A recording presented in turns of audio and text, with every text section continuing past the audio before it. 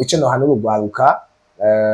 urwaruka yuko dukwiye gukanura icambere na mbere tukabanza kujana n'ibihe. Hariho terme bakunda kuvuga ngo nitujane n'ibihe. Iyo bavuze ngo tujane n'ibihe so kuvuga ngo tugende dukopye amaculture yo mu Bufaransa muri Etazi ngo tuyazane. Oya, kubera yuko umuco wacu n'umuco tutegereza gukurikiza umuco wacu.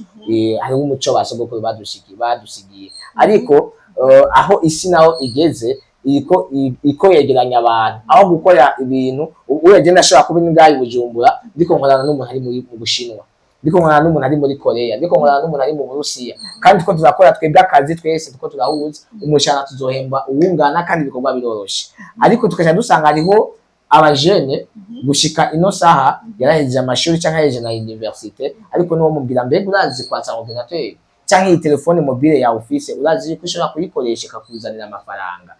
Nta kintu na kimwe bazi. Rero nohanura abajene b'abarundi cyane yuko bakwiye gukanura cyane, bakwiye gukanura tukavavanura n'imyaka ya kera aho ibintu by'iterambere bitari bwaze byo gukoresha ubuhinga ngurukana bumenyi, tugakanura tukamenya yuko kuronka akazi simaka ngo leta ngizotwangaje, simaka ngo tuzorinde gusaba akazi amabiro. Ibi byuma dufise ngaha, ibi byuma bisigaye biri mwesha cyane kuronka birashobora kutuzanira amafaranga. Kugira ngo bituzane amafaranga nta kintu na kimwe kikuzanira amafaranga utabanje kuciga.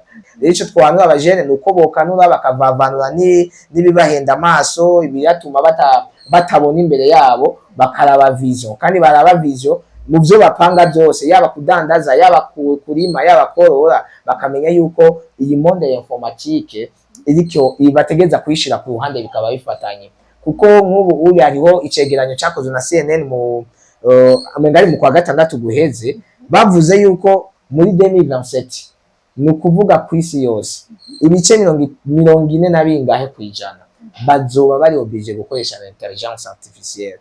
Ntibizokunda rero yuko dukoresha intelligence artificielle ubwacu twebwe ntituzi no kwatsa mashini. Amatelefone dutunze tuzi ko harimo WhatsApp na Facebook byonyene, ntituzi ko dushobora gukoresha telefone mu bundi buryo cyangwa tukayikoresha mu yandi ma application hamika tuzanira amafaranga. Ibyo byose rero no kugira ngo abajene kugira ngo bashike kuri iyo niveau aho natwe tuzoshika basi muri 2027 tumaze kuba dukanwa tukavuga ati basi twase quelque notion muri ibi bintu iyi monde turiko turinjiramo, nuko bategeza kuba bakanuye ubu uya bakabona yuko izi formation tuko turatanga sizi wacu twe turabizi, turashobora no kubikora mu bundi buryo bikatuzanira amafaranga. Tuko tubikora ku bw'abajene b'igihugu, sabajene bonyene, abarundi en general.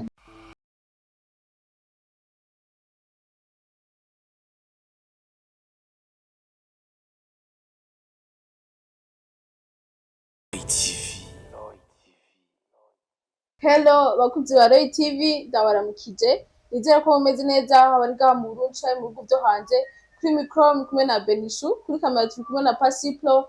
Turi mu kiganiro kora kugejo. Tuvuze kora kugejo tuba tuvuze dukora cyane ejo hazoza tuzobe duteye imbere. Uburundi rero buri mu nzira y'amajambere mu 2040 uzoba buri neza mu nzira y'amajambere, mu 2060 buzoba bwamaze gushikira iterambere ramo. Ivyo byose rero ushaka gukunda tutakoramo ku muzo dukore tudahanahanya ivyimviro, ari naco gituma Roy TV yihaye ihangiro ryo kugendera bene gihugu mu kubashigikira, mu kubatera intege mu bikorwa bitandukanye baba bari. Uyu munsi rero ni umunsi udasanzwe, turi neza na neza muri centre ville haruguru ya Sokavu gatoya, aho turi kumwe n'umusore mwiza cane asanzwe ari umujene entrepreneur, asanzwe akora ibitari bike. Ariko imbere ko twinjira mu kiganiro reka ndamusabe idondora abakunzi bacu ba Roy TV hama yongere abasigurira ibijanye n'ivyo akora. Ushobora kumva nawe wari ubikeneye, ushobora kumva bamushigikira, ushobora kumva hari ikigo bikuramwo. Turakwakire muri Roy TV. Merci beaucoup.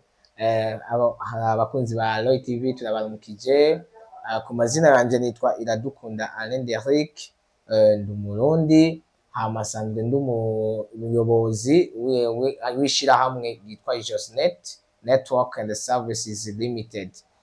Ni maison informatique, dusanzwe dukora les services za informatique, notamment twibaza kuri les nouvelles technologies, aho dusanzwe dukora ama service menshi muri Josnet. Turatanga les formations ku banyeshuri, ku bakeneye kwiga. Dufise 150 domaines zo muri informatique, ushobora kwiga no kuvuga buri domaine yose muri informatique ushaka kwiga turayiguha. Turakora ama logiciel yo muri informatique, turafasha abadandaza bakeneye logiciel zo kudandaza, bakeneye amasite e-commerce yo kudandaza kw'ibikorwa byabo. Ega natwe turinjira no muri telecommunication, dusanga dufise des projets tugomba gukora muri telecommunication, zaba zizogira iterambere ku rwego rw'igihugu canke ku rwego rw'isi, aho tugomba kuja ku mahiganwa y'abandi.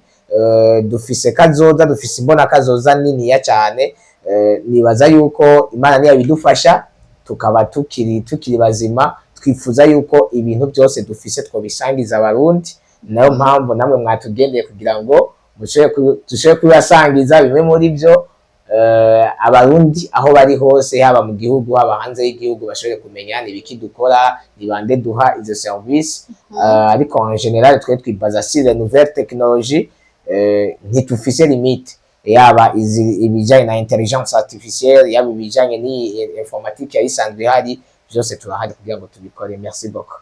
Tubashimire cyane Derrick, turifuza kumenya n'igiki cyatumye babizera ngo mube umuyobozi. Bon, icyatumye banyizera ngo umuyobozi nuko ndi umwe mu bafondateri b'iyi entreprise.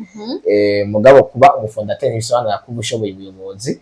Rimwe na rimwe hari igihe ushobora kuba umufondateri mugabo ukaba udashoboye iyo capacity.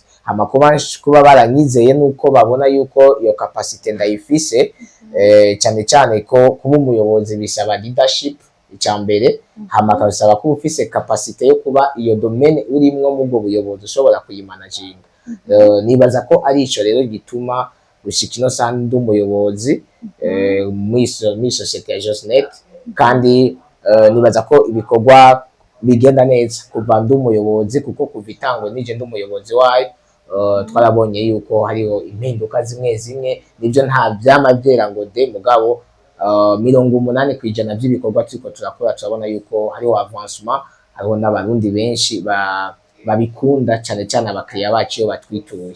Tubashimire cyane. Tugitangura twabonye abanyeshuri b'abajone binjiye barasohoka barataha, nyuma harinjira n'abandi. Mbega ibi bijanye no kwiga byo bimeze gute? Bon, ibijanye no kwiga nuko nabikubwiye, gusa amadomene menshi y'amaformation dutangaga muri Josnet.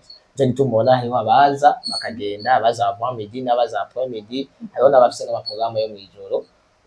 Ni ukuvuga rero aya bari ubwoko butatu.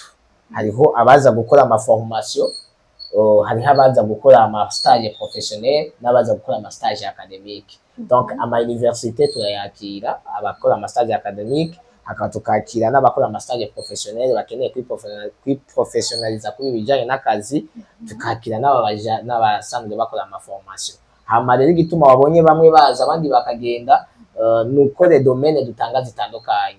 Notamment par exemple nk'ubu karaza kwiga réseau informatique, ibijanye na internet n'ibindi bitandukanye, ntabasa n'uje kwiga programmation.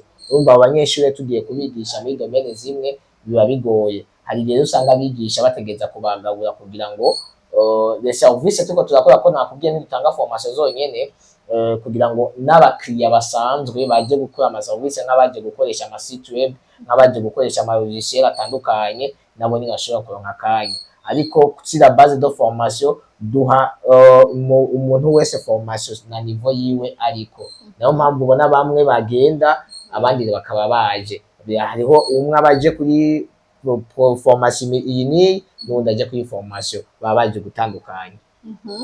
Tubashimire cyane.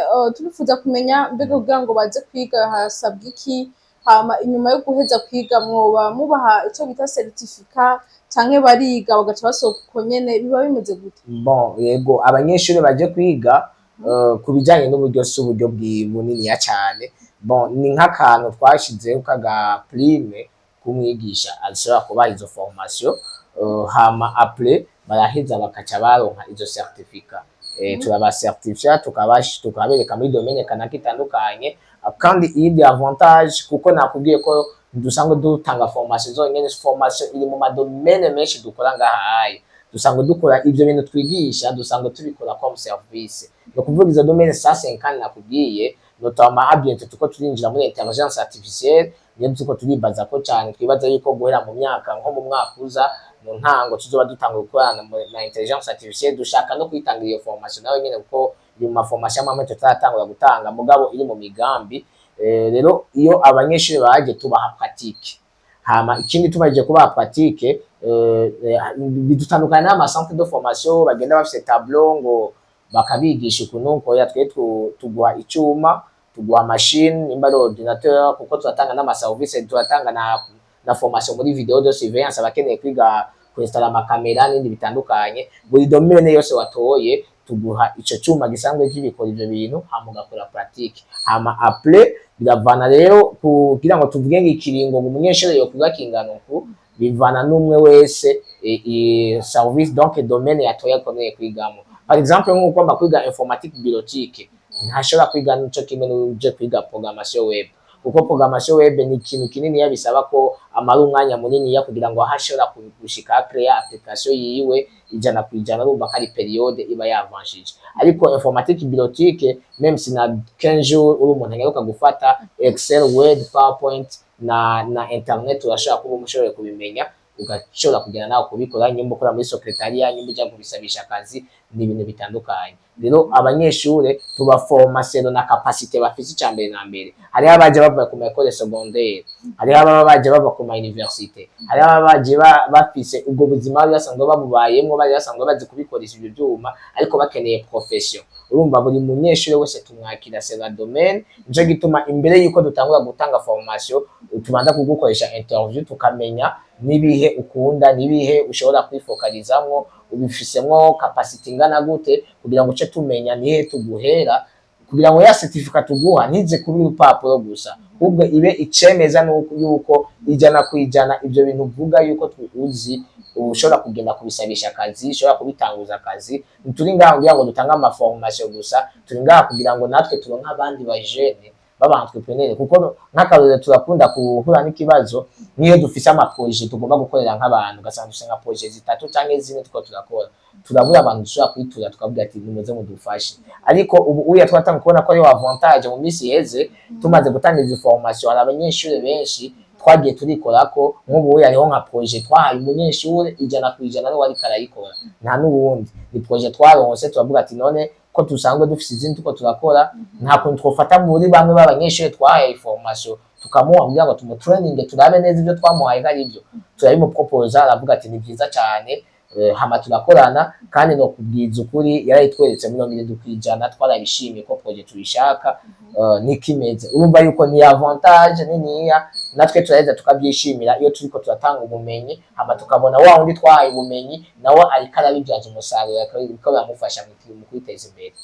Ego tubashimire cyane ariko kandi turifuza kumenya mu bamaze kubaca mu maboko abo mumaze kwigisha hari abamaze kugera imbere bikabafasha kwisumamwo cyangwa bakaronka ubujahe hatandukanye bivuye ku bumenyi mwaba mwarabahaye na cyane cyane akarorero nabona ko ndakubwira hari n'abandi benshi uya bari mu buzi hari nabo baje kutwitura basanzwe bari mu buzi babona ko ubwo buzi bwabananiye byanse akatubwira ati n'ukuri twebwe ku kazi batubwiye yuko ibi bintu tutabishoboye bidakunda tukaba traininga bakabana yakora akazi hama après bakagaruka akatubwira ati mwarakoze cyane kuri formation mwaduhaye. Urumva igituma novuga yuko ine entreprise yacu yaje hageze nibyo ntituri twenyene turi kumwe n'abandi ariko novuga twebwe ko dufise akabijya kuko twazanye ikintu cyitwa pratique twararavye mu gihugu aho dusanzwe twaragendeye dusanga abantu benshi pratique ntibakunda kuyigira. Ego la theorie irahari tukabivuga uko rimwe na rimwe ugasanga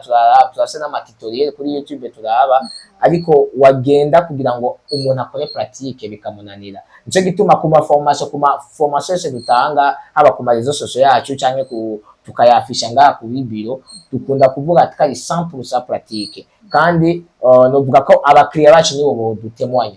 Hari benshi bariko baravuga bavuga ngo ni source ya motivation kugira ngo tumotive abakiriya ngo baze cyangwa abanyeshuri baze kwiga ariko twebwe dukunda gukora 100% pratique. Nibaza ko wabibonye nawe we abanyeshuri bari ngaha nta muntu n'umwe atari karakora afise icyuma atafise machine yiwe donc utegeza ko ufise ordinateur yiwawe waba uyifise ku ruhande rw'iwawe donc iyo wiguriye aba ari avantage ko n'umuhiro agenda ugapratika atari ufise naho tubikumenye ubitumenyesha ava tukaba twaguteguriye ordinateur yiwawe tukwigisha pratique uraba kuri ecran uraba ibyo tukubwira donc ukiga nawe ubitahura. Donc nijo nibaza yuko bamwe muri twebwe bamaze guca ngaha baza bakadushimira bakadushimira si ngaha mu Burundi honyene n'abaje bava muri Congo twarigeze kwakira abanyeshuri na rimwe turabakira baje bava hanze y'igihugu muri Congo bakaza bakiga, kandi iyo bagiye hariya barakora bagatanguza ama entreprise yabo bakadushimira hapi bakatubwira ati kuri mwarakoze kuri formation mwaduhaye kuri service mwaduhaye, kuko nakubwiye ko dutanga ama service menshi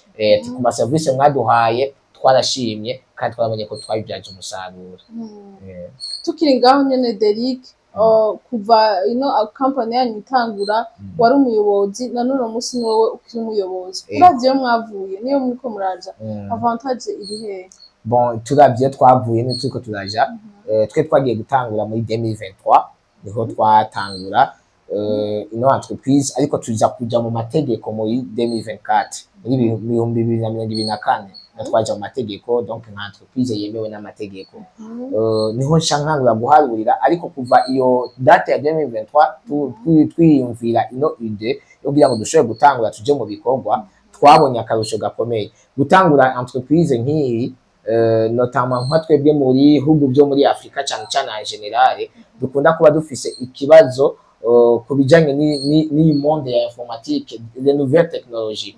Abantu benshi ntibabitahura, niyo mpamvu ubona yuko rimwe na rimwe tuko turanabivuga hari umuntu atabitahura atumva ibyo tuko turavuga akavuga ati n'ibintu biramfitiye akamaro, ariko ndakeka yuko abarundi bose gushika ino saha turi ibintu vya informatique birafitiye akamaro, kubera yuko nta muntu umwe mu Barundi biraha 90% baratunze telefone mobile. Telefone mobile ino ni pièce ya informatique, nayo nyene ni machine muzindi. Urumva yuko iyo tuko turavuga ibi umuntu ashaka kuca yibaza ngo nibijanye na ordinateur gusa, ariko tuko tuvuga en general le monde informatique, les nouvelles technologies, tuko tuvuga internet, tuko tuvuga izi réseaux sociaux, tuko tuvuga ibintu bitandukanye. Rero tugitangura mu ntango novuga yuko utubazo ntidushobora kubura, n'ubu tubazo tuba duhari, ariko bivanye niyo tugomba kuja, novuga yuko hari akarusho kuko ubu abantu bariko barabitahura, abanyeshuri ariko baraza, hari benshi baza, hari ama service dutanga ngaha aya, hari benshi batwitura bakatubwira ati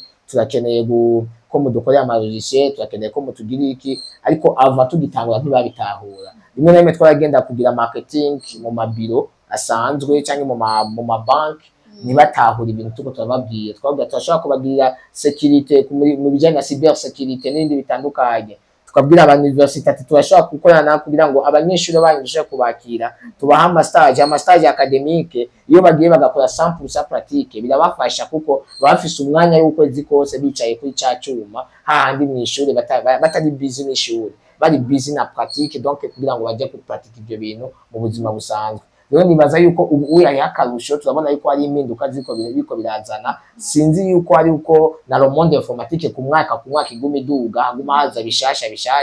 Nibaza yuko rero bivanye n'iki capo dufise, dukeneye yuko abarundi bose bamenya gukoresha ibi vyuma ngurukana bumenyi, apana kubikoresha gusa, bakamenya kuvyisumamo, kuko nk'akarorero muri bihugu bitandukanye, ibihugu by'isi bikomakomeye bageze kuri niveau ayuko ibikorwa byose bikorwa, notama n'abaganga bajya bahora bandika ya majambo nyene ugasanga yanditse ibintu bidatahura, bageze kuri niveau aho bavuga ati buri kintu cyose gitegeza guca kuri machine, kandi baza ko ubibona no ngaho mu Burundi niko bimaze kumera, n'amabiro menshi y'igihugu yo muri leta ugendamwo, haba muri za OBE, haba muri yandi ma societe atandukanye, bose usanga les données bazibika muri machine, ce bisobanura yuko aba bariko twebwe turi hategeza kuza abandi bantu, kandi abandi bantu ariko baraza rimwe na rimwe muri izi biro, hariho abazoba passionné, hari abazogenda mu bikorwa bitandukanye, hama bangaje abandi bakozi. Hazogera rero igihe udafise qualité muri informatique, nibaza ko no mu CV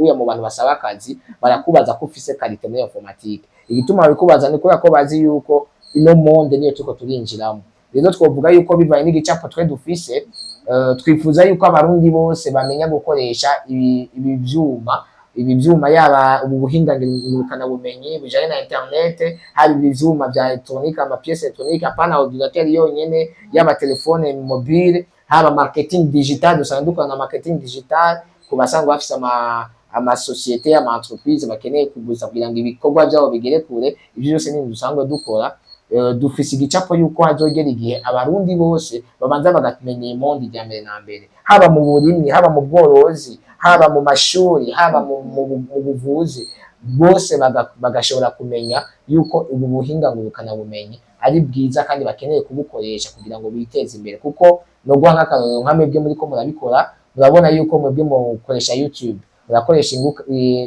za WhatsApp na za Facebook kugira ngo ibikorwa byanyu bishike kure, kandi murabona yuko ibikorwa byanyu byose birashika kure, niho binabonwa na benshi. Ca wibaza rero nk'umuntu nawe ariko ararima, ariko arakora uburimyi n'ubworozi, akaba nawe afise ubushobozi bwo gukoresha ivyo bintu ata muntu n'umwe ariko arabimukoreshereza. Nimba ari muri champ hariya mu murimi wiwe, nimba ariko araraba ibitungwa vyiwe, agashobora gukoresha ordinateur cyangwa akoresha telefone kugira ngo yerekane ibikorwa ariko arakora. Si ukuvuga ngo ariko aradandaza gusa, arashobora no kuronka na investissement, abantu bamushima bakavuga ati ibikorwa ariko arakora ni vyiza cyane, reka turabe dushiremo imitahe.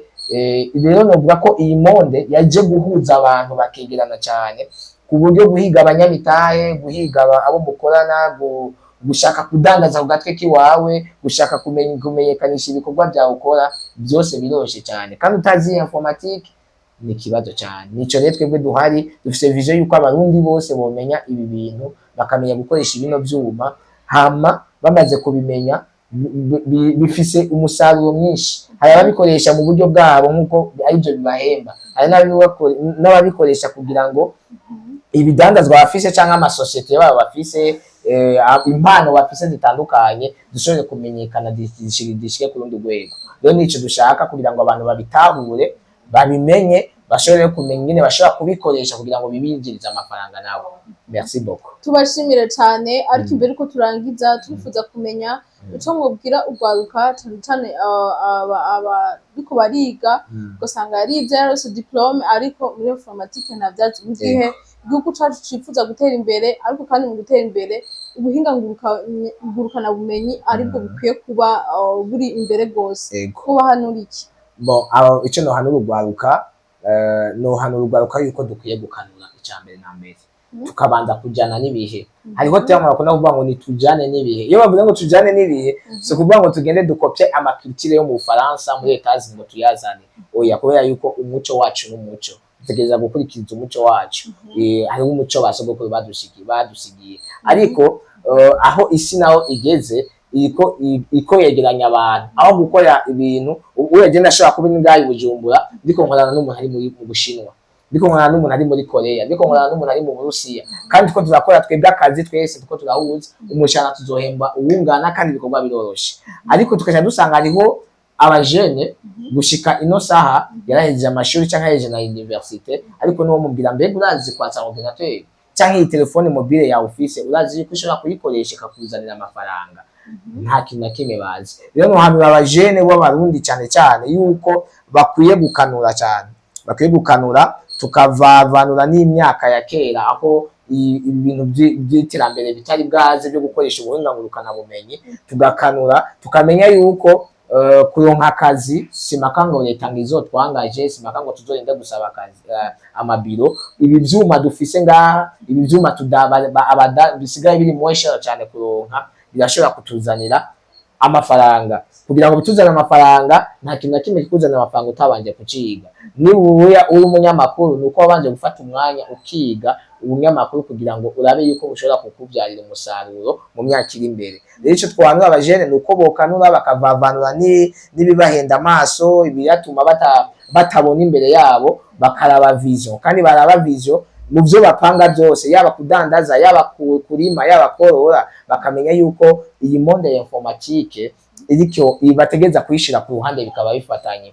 Kuko nk'ubu uri hariho icegeranyo cyakozwe na CNN mu amengari mu kwa gatandatu guheze, bavuze yuko muri 2027 ni ukuvuga ku isi yose ibice 40 na bingahe kwijana bazoba bari oblige gukoresha intelligence artificielle. Ntibizokunda rero yuko rero dukoresha intelligence artificielle ubwacu twebwe ntituzi no kwatsa machine. Amatelefone dutunze tuzi ko harimo WhatsApp na Facebook byonyene, ntituzi ko dushobora gukoresha telefone mu bundi buryo cyangwa tukayikoresha mu yandi ma application hamika tuzanira amafaranga. Ibyo byose rero kugira ngo abajene kugira ngo bashike kuri iyo niveau, aho natwe tuzoshika basi muri 2027 tumaze kuba dukanwa tukavuga ati basi twase quelque notion muri ibi bintu, iyi monde turiko turinjiramo, nuko bategeza kuba bakanuye ubu uya, bakabona yuko izi formation tuko turatanga sizi wacu twe turabizi, turashobora no kubikora mu bundi buryo bikatuzanira amafaranga. tuko tubikora ku bw'abajene b'igihugu, si abajene bonyene, abarundi en general. Umuntu wese abikeneye, yaba umuntu akuze ashobora kuba yize muri systeme ya kera akavuga ati ibintu vya informatique navyo metriza, ariko ndabona yuko ino sikija mu bintu vya informatique, twebwe turahari kugira ngo dushobore kumufasha. Cyo twahanura urwaruka rero nuko bovavanura n'ibibahenda amaso, bagakanura cyane, bakitaho gukora imirimo yabo, guhinga ibyo bashobora gukora, ubuzi, kuja hamwe bagakorera hamwe, ariko batibagiye yuko le monde ya informatique arico kintu ca mbere uya bategeza gushira imbere gusumba ibindi byose. Bakamenya gukoresha izi rezo sosio zihari kugira ngo tuzikoreshe mu buryo bwiza pana mu buryo bubi, kuko hariho benshi babikoresha bakabikoresha mu buryo bubi, mu buryo bwo gucafuza igihugu, mu buryo bwo kuvuga ibintu bitabaraba. Donc ariko hari n'abandi babikoresha mu buryo bwo kwisumamo, mu buryo bwo gufata ya migambi ariko barakora ata muntu umwe ayizi, bakayishira ahantu abantu bashaka kuyimenya. Ibi byose no kugira ngo bimenyekane nuko abajene bategeza gukanura, bakamenya aho bategeza gukura izi nyigisho, bakatugana. Tuko turategura ama formation menshi atandukanye, tuko turaraba yuko nyene dushobora gusohoka hanze kugira ngo dushobore kwa kompanya n'ayandi ma entreprise, dukora ama campagne yo kwigisha izi rezo sosio, kwigisha iyi monde ya informatique, abagomba gukoresha ama mashini, kuko twarabonye yuko ku mashuri nibyo barafise amasara ya informatique, ariko usanga ama materiel rimwe na rimwe ari makeyi, ugasanga abanyeshuri bafise access yo kubikoresha. Tuko turabinye rero dushobora kuja hamwe kugira ngo turabe yuko n'abandi baba baraciye ku mashuri bafise inosho zikeyi, dushobora kubasanga aho bari, kuko hari igihe usanga bibagoye mu kwideplasa mu bijanye n'uburyo butandukanye, hama dukashobora kubafasha aho bari, tukabigisha, tugafata ama formation atandukanye, ariko ntibizokunda iryambere batabanje kutwugurira imitima. Baranza kutugurira imitima, bakugura ubwenge, bakugura bagashaka gukora. Bamaze gukora twe tuzobasanga bari prêt, bamaze kuba bari prêt, ibyo tuzobigisha bazohita direct babishira en pratique. Tubashimiye cyane. Ariko badukurikira bashobora kuba bifuza kwifatikanya namwe kugira ngo bakarisha ubwenge, bashobora kuba barize informatique ariko ntibayige neza bivuye naho bize, ugasanga ivyuma ntivyari bikwiye. Bashobora kuba bize theorie ntibige pratique, uno munsi bakaba babaye motive, bumva bo begera kugira ngo bakarisha ubwenge. Kandi mbega bo barondera gute, ubasanga hehe, kwiyandikisha biba bimeze gute? Turashaka muduha umuco. Murakoze cyane.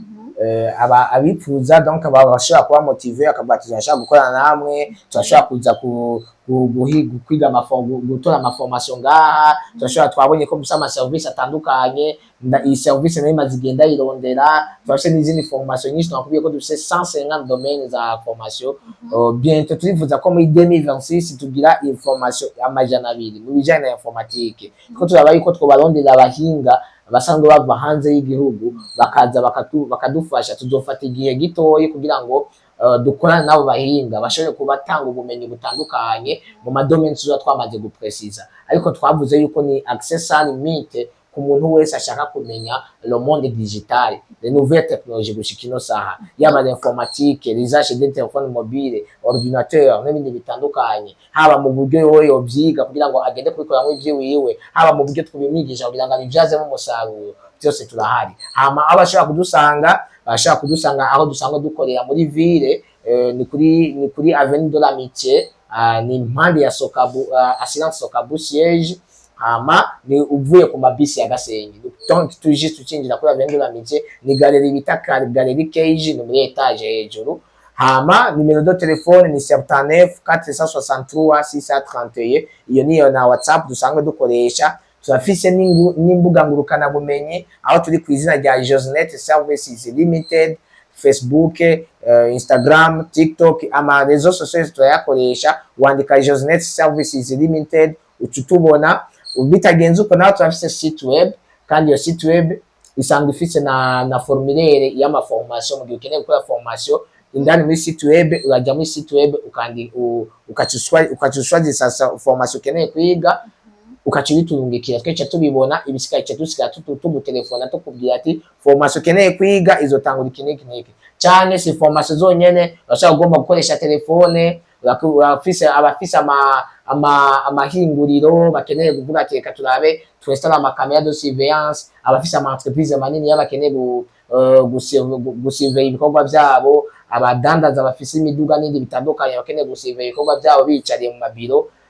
Iyo service turayifise. Abakeneye kwiga marketing digital, abakeneye yuko tubafasha mu kubooster rezo sosio zabo, haba mu Burundi canke hanze y'igihugu, byose turabifasha.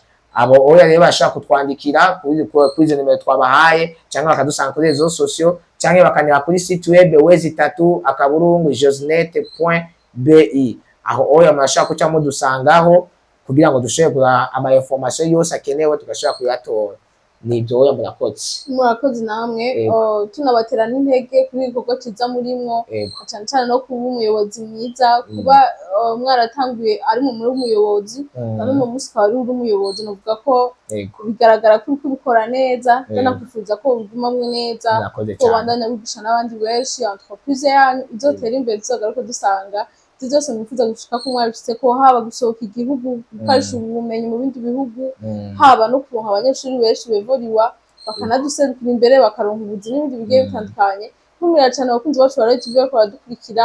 Royal TV yarabemeye ko tutazogira umwe wese mu kazi ariko arakora kuja mushikira kandi kamutera intege, na cyane cyane abo bariko bakoresha imbuga ngurukana bumenyi, barifuriza iterambere urwaruka, barifuza ko muvuga mu kugira ubumenyi busumba. Ushobora kuba warize lettre, ushobora kuba warize science cyangwa warize informatique n'ibindi bigiye bitandukanye, aho ugasanga ubumenyi warose ntibuhagije. Ushobora kuba wize theory pratique nawe wigeze ubona, bakakubwira ngo suringa imeze uku, mushubikora uku ngo uce ugenda ugasanga byari imboroko gusa, ntiwigeze ubona ordinateur, ntiwigeze umenya ingene babikora. Barahari ku bwanyu, naho batatubwiye amafaranga basaba, murashobora kuza babahaye adresse mukahegera mukavugana, mushobora guhuza. Hari urwaruka rwinshi ruriko ruriga, cyane cyane aba jeune fille, bamwe baza banuzura abandi bagasohoka abandi bakaza, mumva yuko ariko barondera iterambere ari benshi. Namwe rero ntimwitinye, arahari ku bwanyu, mutahamusanze muzohasanga abakorege biwe ababafashe, mushobora gutera imbere mwese mufise ubumenyi. Nk'uko yabivuze, mushobora gukoresha telefone no gushiramo application atabyabazi, akagenda kugenda kuri bata ngo nimumfashe iki, bakakurya amahera y'ubusa, orke nawe wari kuvyikorera. Ndabashimira cyane rero, ndabasaba kugira subscribe, batagira subscribe. Shimira cyane na cameraman Pasiplo yatumye amajwi n'amasanamu bashikira bimeze neza cyane. Au revoir. Merci.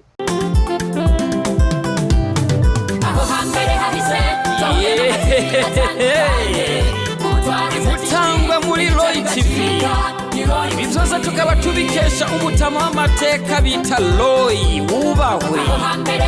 Ico utarabona uterekwa n'ukuramba, ngwino unyaragase duhurire muri Royal TV. Ibiganiro byiza muzobisanga muri Royal TV, amakuru meza muzoyasanga muri Royal TV, ibintu byose bigenda bisa muri Royal TV, n'ahandi uzosanga ibihangange atari Royal TV. Nyaragasa nshuti nduta muri Royal TV.